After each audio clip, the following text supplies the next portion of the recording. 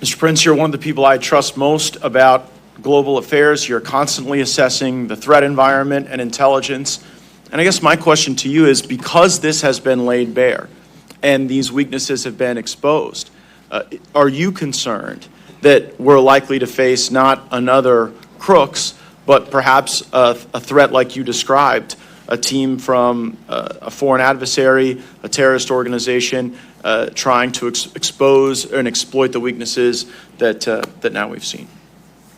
I am very concerned. The inability of the Secret Service or the U.S. government writ large to adjust, to learn a painful lesson from that failure and actually make concrete changes. Because again, the fact that a 20-year-old nearly killed Donald Trump, and the failure to adapt to even yesterday's technology, let alone tomorrow's.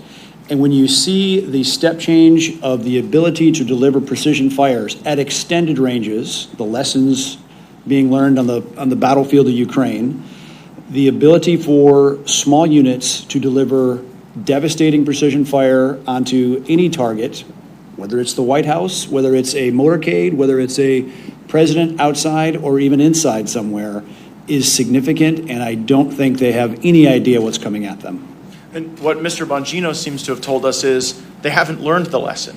He's told us decade after decade we should not expect the lesson to be learned by osmosis. Mr. Bongino, I will have to draw on your experience in protecting folks. I have none, but I do have some experience in observing what a government agency does when they're not telling the truth and they're trying to hide something.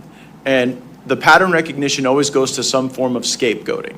We saw it at DOD when people refused the vax, they were scapegoated and driven out. We saw it at FBI when whistleblowers talked about spying at school board meetings and at Catholic churches, they were driven out. And now I take note of the fact that certain people at the Pittsburgh field office have been put on leave. And I've also seen the story change where initially the Secret Service was blaming folks in local government, and then there was admission that there weren't appropriate responses to requests for additional manpower. So what I'd really like to do with you is bring us into that process, because Senator Hawley now has a whistleblower saying there was a manpower request that was coming out of Pittsburgh, and headquarters Secret Service was putting downward pressure on the local agents to try to reduce the intensity of that manpower request. So give Congress a little sense, how does that get developed? And then what should we think about the fact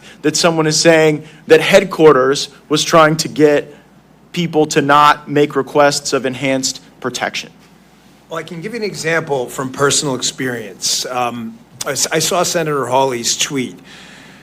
The Secret Service is going to rely on this and what they're trying to do now, and you're accurate in your analysis about how this cover-up is starting to work. What they're going to say is, well, there was no real formal request made. But here's an example, and then I'll tie something to something that happened to me. Imagine you're working for a company, a public company. It's actual accountability, stock will tank or whatever. You can't make products that'll kill people. You'll go out of business. If you do, there's a penalty.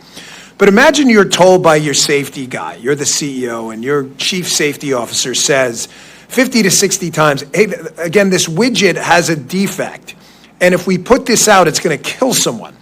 And it's clear after the 50th time that the CEO doesn't care.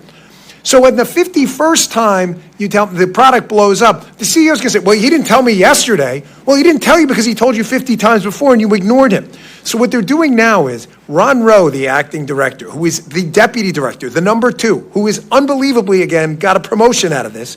A guy was murdered and someone got promoted, which is obscene and disgusting.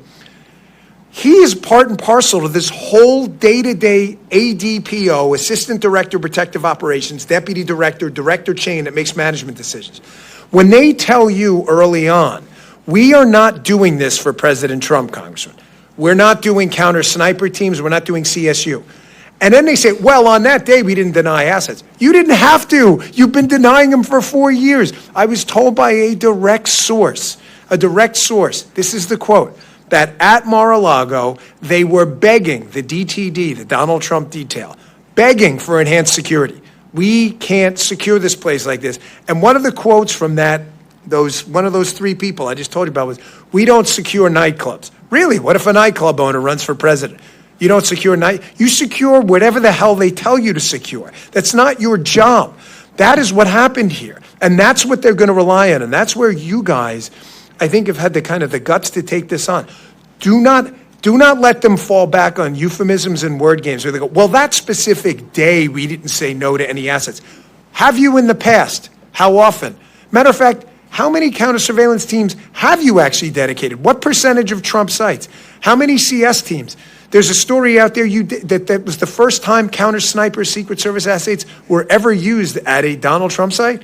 So you're telling me your most threatened protectee had no professional Secret Service overwatch? As Ben showed, these guys are more than skilled and competent. They don't need the Secret Service to tell them how to do their job. I think that gets to this intent question that Congressman Mills framed up perfectly at the beginning of our discussion.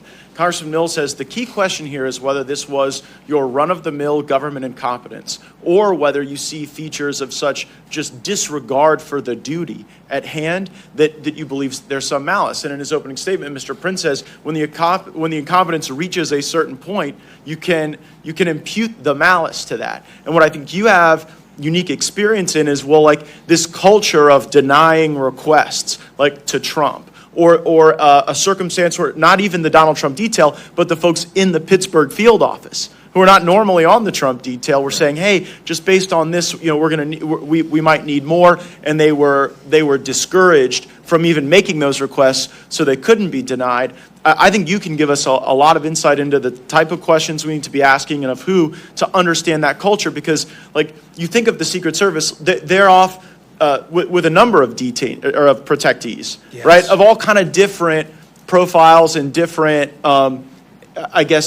priority, for lack of a better term. And so, like, what should we think about imputing malice at a point in which Donald Trump, one of the most threatened people on the planet Earth, is having to endure these denials and this culture of limited protection while you're seeing other details, beefed up substantially? I think, and I don't think I put this out yet, but I'll put it out there now.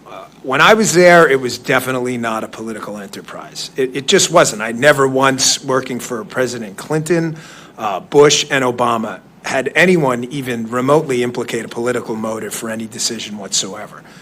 However, from the commentary directed at some of the agents in charge of the Donald Trump detail, which I have heard about, clearly, it appears that for the first time in American history, we have a Secret Service that is making decisions that may not be all political, but may have a political tinge to them. So what you're saying, I would love to say, Congressman, that's the craziest thing I've ever heard. But I tell you with a pure heart, and I'm being absolutely candid, I have no skin in this game. I don't work there anymore. I am not their PR guy. I run my own business. I absolutely believe Donald Trump and an enhanced security posture he should have had would have made him look more presidential, would have facilitated the logistical operation of him traveling. I think they were concerned about optics and making him look like a big shot or whatever word you want to throw out there. And they were making some of these decisions based purely on grade school level politics. I don't want to believe that, but I didn't want to believe it with the FBI either. I didn't want to believe it with the NIH either. I mean, a lot of these agencies that have been, I think, subject to political capture, we want to think of them as above that. And we all spend time around Secret Service. We're inspired by their patriotism and the willingness you have to literally take a bullet for someone if necessary. But just like in the military, just like at the FBI, I worry about the political capture happening at headquarters, and then that culture informing decisions in a way that's very damaging to the country. So what Mr. Bongino just said ought to be the most important work of the United States Congress, to figure out if these decisions were run-of-the-mill incompetence that you've got to deal with the better tech and the better processes and the better HR and getting rid of the DEI. But if it's something even darker and more devious than that, that must be rooted out, because what we've seen at these other agencies of government is it does not cure itself. It has to be excised, and that investigation is the most important work we can do. I thank you guys for leading this effort, and I yield back.